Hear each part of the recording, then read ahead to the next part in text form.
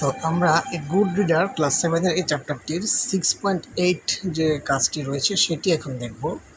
Read the list of reasons you have written in activity 6.1। অর্থাৎ আমরা এই চ্যাপ্টারের শুরুতে একদম 6.1-এ কিছু কারণ লিখেছিলাম যে কেন আমরা একটি রিডিং টেক্সট বুঝতে পারি না।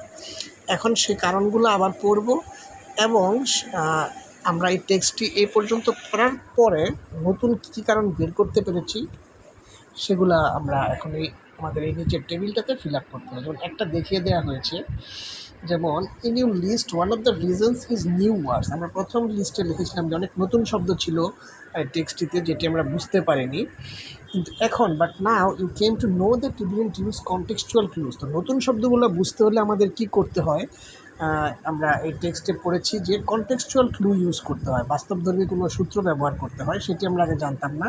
তো নতুন লিস্টে আমরা সেই কারণটি দেব।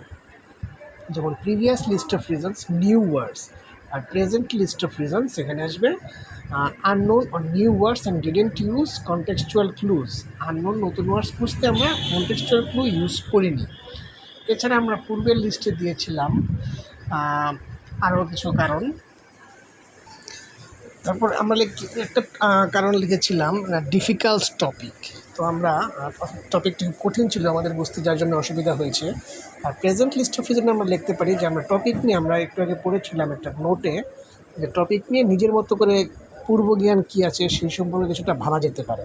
সো এটা আমরা লিখতে পারি think about are my pre knowledge about the topic.